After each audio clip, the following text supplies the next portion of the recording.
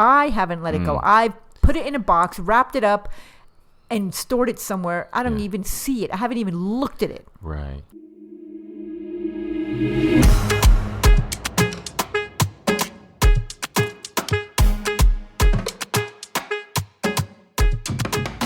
Family. What's up?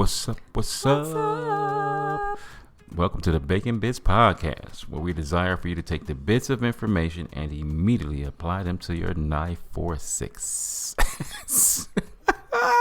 For your life for success. It could be a knife. You got to cut through life. You got to cut through life. You're right, babe. You are right. Knife. You're allowed to. And you hear that wonderful voice on the other end. That is my queen. My lovely, my precious. Oh my gosh. You just made yourself very creepy. My baby, Diana Acosta-Bacon. I did it. Acosta-Bacon. He's getting better. He's getting there. I'm working. Fam, welcome to our wonderful 4-part series that we are doing right now. And it just happens to be part 4 of 4. And it is titled Autumn. What is the autumn season all about? Or fall, as some people call it. It is about the harvest and preparation. This is when the leaves are falling, days are starting to shorten, animals are gathering food and migrating. Fam, it's a great time for us to be cognitive and prepared for what may be coming. We always should be preparing for those times when the seasons are changing up on us and we have no clue. So we should be storing up. We should be preparing just in case, or when, not just in case. It's when those seasons come. And fam, we, just like the animals, traditionally this is a time of harvest and storing food. Yeah, I know being in Michigan, we used to do that all the time. My mom would have her pantry, her basement, where we would put, extra food. So when the winter season come, boy. The cellar? Yeah, girl, sure did. With them big old 50-pound bags of rice. You sound so country. Yeah, big old 50-pound bags of beans, boy. I'm telling you, we would prepare that stuff because, man, winter was coming. And we don't do that much shopping in the wintertime, fam. When you go out, you make sure you get everything you need for quite a few weeks and then bring it back on home. So it's one of those things. It's just, guess what? Becoming to the point where, like I said, in this season, emotionally, it invites us to reflect and to slow down because guess what? The winter season is coming. So we're already preparing for that. Culturally, man, it's a great time for, different cultures, rituals to come out. And it's a time for gratitude, man. This is usually when we talk about Thanksgiving season. It's one of those times where it's seen as a time of letting go and preparing for introspection. Yeah, man, harvest season. Yeah, guess what? It's 3 times as much work in the harvest season as it's in the spring season. Because see, think about it. You're just planting that one seed, dropping it in the dirt. But when the harvest comes, man, we got oogles and googles of apples and pears and peaches and corn and all different types of walnuts, different things we got to pull from the tree, fam. And it's work. It's well worth it because guess what? All that stuff that you've been planting is finally having a harvest season. And so you want to think about like, man, this is one of the wonderful times that we get to celebrate of everything that God has allowed us to be blessed with and to say, you know what, thank you in this season. Yeah. And as leaves fall and the harvest comes in, autumn, or otherwise known as fall, represents reflection, letting go.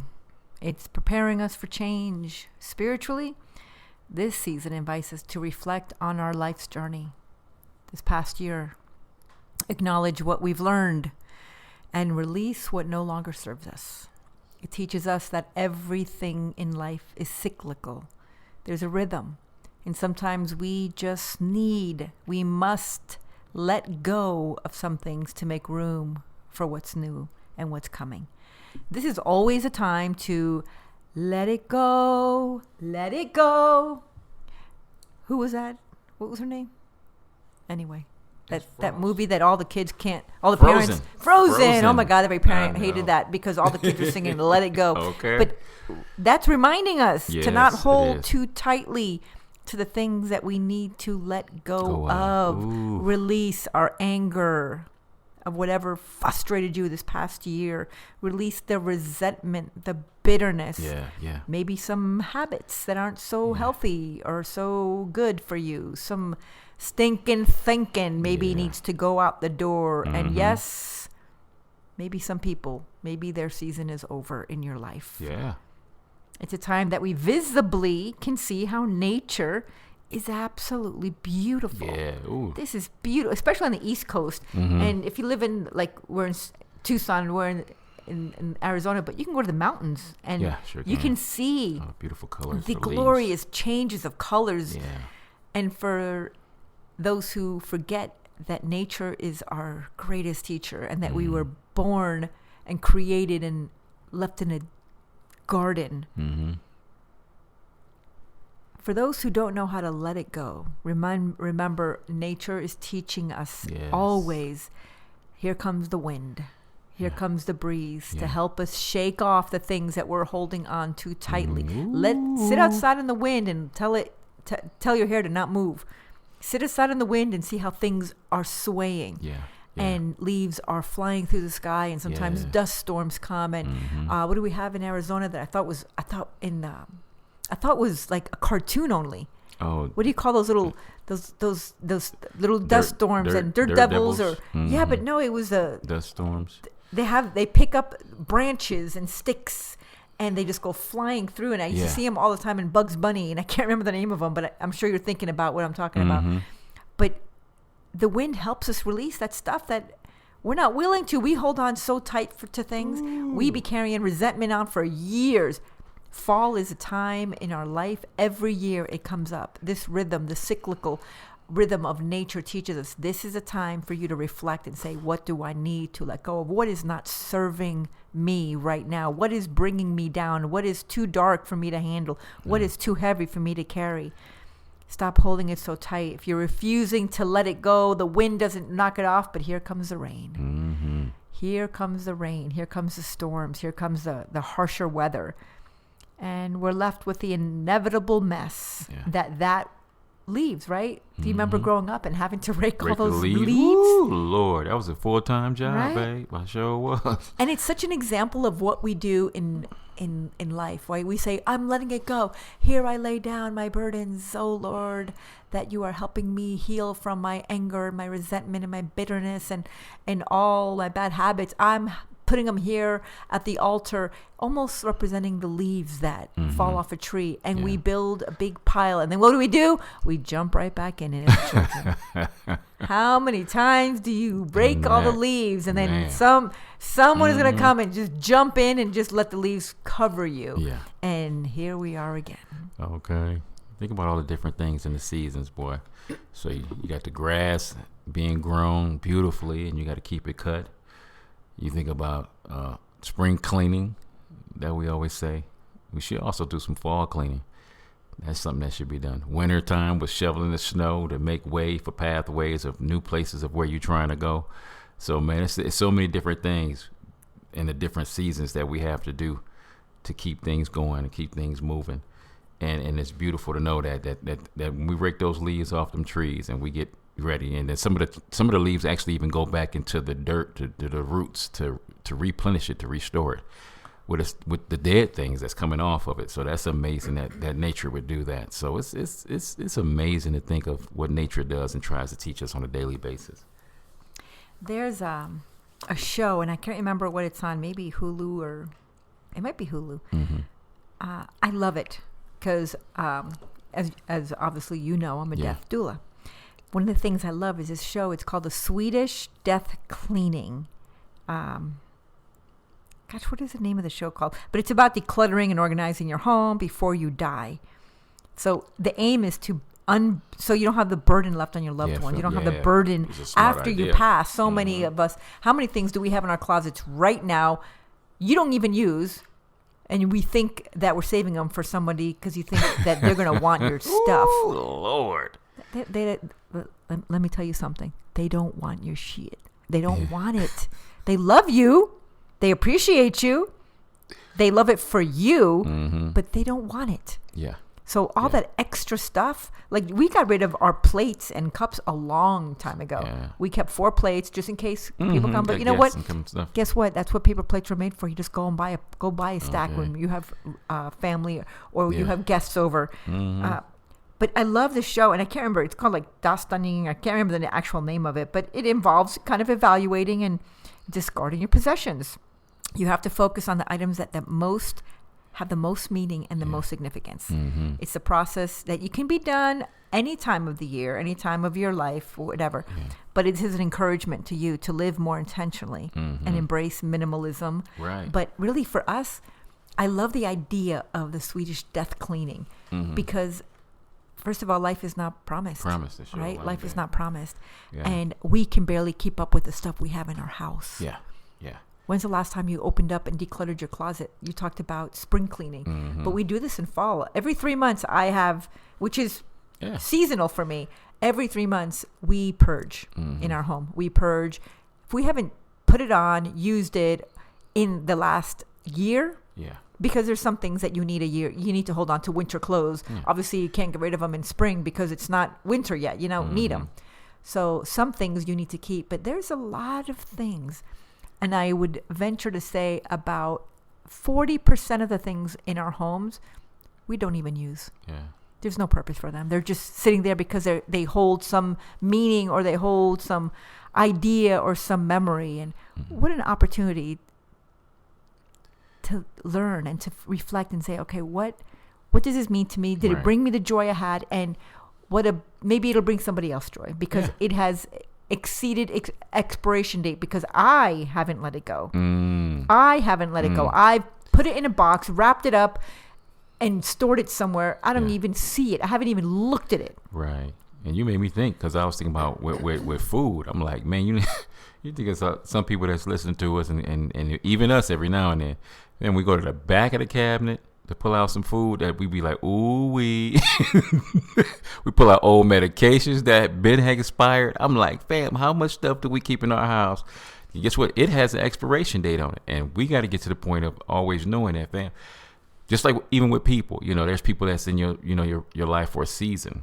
There's some people that's in your life for a lifetime, and there's very few of those. But man, some people are in your life just for a season. Don't forget, typically you're only in a grade in school one time, and then once that year is over, fam, that season is over. 7th grade is over. We're in 8th grade. If 8th grade is over, you're in 9th grade. So fam, it's even life is always constantly showing us that, fam, there are some things that's only in your life for a season. But are we holding on to things way longer than we should? Yes. And we're missing out on opportunities to be a blessing to ourselves because, sometimes, back when we was growing up, you always had that nice, room in the house that couldn't nobody go in. And you had this nice furniture. You'd be like, what was the purpose of that room when couldn't nobody go in there? It was just a showcase. Growing up, that was one of the craziest thoughts. I'm like, why did we even do that? With China, I think that's cool, for some people. But I'm like, fam, if you ain't partying like that, why you got this fine China that you're not using? It's just there for its display. Think about some of the stuff that's in your life that it is that season to finally say, it's time to let go. Yeah. So, as most of you know, about 7 years ago, I had 2 brain surgeries. And it has taught me a lot of things. One of hundreds is the fact that I forget immediately what I was talking about, like right now. What was I talking about? Oh, things that I... It's fall. Things we need to get rid of. Is that it? No, it's not. But it makes me think of what you had just said. It makes me think of what you just said with food, and with our medication. Yeah. Medication, I can tell you right now, if you hurt yourself and you get like a painkiller, I guarantee you have some expired painkillers up in there or antibiotics that we think, I might need them another time, and I don't want to go to the doctor and pay $200 for a visit, right? So you keep that, but it becomes first of all, it changes. Yeah. If it might become poison, but if it's not poison, at the very bare minimal, it's not even working anymore. Yeah. It's lost all its power. So that's why you're supposed to take it within that expiration date. And how many of us I know my own children make fun of me. They're like, Mom, how old is that? No, the first thing my daughter does is grab stuff and look at the expiration date. So when I give her anything, I scratch it off because I know that's the first thing she's going to look for. There's stuff in your cabinets that we're not even using. Come on, babe. Yeah, come on. We're not even using. We just need to get rid of it. But I just think about for the most part this Swedish death cleaning thing. I think it's really important. And yeah, ideally because you're preparing to ideally lessen the burden on your family. Yeah. For when you go. I don't want to leave my children a mess. I remember when my grandmother passed, my mother was shocked, and so was my uncles. They were just, she knew. She came to visit me. She lived in Ecuador. Most of my, I'd say 90% of my family, if not more, live in Ecuador still. I have my sisters and my mom in the States, and my uncle, and one cousin, and that's it. Everyone else lives in Ecuador. But she came to visit, and she came because me and her had been, on the phone for 7 years, going back and forth, because I wrote a book 20-something years ago about our family history, and I was able to go back 7 or 8 generations. And I'm so grateful that me and her were able to communicate, and she was able to get some of the information and pictures that I was asking her for. And she came and she gave them to me in person. She said, I'm coming to say goodbye. Me vengo a despedirme. And I'd say, but abuelita, don't say that. And she'd be like, I love you, but I came to say goodbye. Yeah. Ooh, it's beautiful. And she came and saw all of her grandchildren, and then went back to Ecuador. And then within 3 months, she was dead. Yeah. And she had made all the arrangements. She had, the day before she passed, paid the last thing she had, and she paid the priest to do her service. She paid for her plot. She paid for her funeral. She paid for the food. She paid everything off, and everything was done. Yeah. Everything was done for her. Yeah. So there was no burden on her children. Yeah, right. And I think of that often. I think of the beauty of what you can give your children. Yeah. And what you leave your friends, if you have no children, what you leave your loved ones. And the one thing I don't want to leave them is a burden of having to go through stuff that maybe at some point brought me so much joy. But if I have it wrapped up and stored away somewhere, it's no longer bringing me joy. Yeah. Just knowing it's there. So there's some things I'll keep, but let's think about those things. Yeah. And even if it's one box a month, that's what, when we moved in here, John and I said, once a month, we're going to take out one box of stuff from this home. And we have a 1-bedroom home. We live very simply, but we can live more simple. Yeah. Absolutely. We share one closet that might be, 4 feet by 4 feet, that most people would have a heart attack in, because they would think this is barely enough room for my brooms and mop. But that's all we need. I have one set of feet, so I shouldn't need 30 pairs of shoes. Right? Oh, come on, babe. So I encourage us to think about that. And there it is on the TV show. I can't remember what it is. Maybe Hulu, Prime, one of those, Swedish death cleaning. But it gives you an idea of, I need to reevaluate what I think is important to me. Yeah. And fall is the perfect season to do this. It's a perfect season to start collecting those things and those thoughts, to reevaluate everything that you've learned throughout the year, everything that maybe you have hidden away in the chambers of your heart, of maybe a little resentment, maybe a little bit of bitterness. Some things I just need to release. I need to let go, and I need to move forward without those things. Don't be like the raking of the leaves and jump back into them and have fun in them. Don't go back to that. Just let the wind take it away. Let the rain wash it away from you. Pack it up and get it to getting. But it does make you think about that, because we love on the weekends, and we don't do it every weekend, but at least twice a month we go to estate sales. Oh, I love estate sales. And you think about all of the stuff that people leave behind, and you be like, man, I mean, we talking about rooms and rooms and rooms full of stuff, and you be like, I wonder how much of this in the last 5 years of their life did they really get a chance to enjoy? Or did they just have it just to be having it? And that makes you really think about some stuff, man. I'm like what's really important in your life? Yeah, and you know what? If you want a little encouragement, watch a couple of episodes of Hoarders. Yeah. Woo, Like, Lord. I'm not there to, I like watching that show, but not because they're not trying to create shame in the person who's living in that situation. People are very concerned, but try and understand the emotional and the spiritual, and the mental, just where they're at presently in their mind, and what is making them hold on to the things, what happened in their life that created this environment in their life. And then reflect on your own life.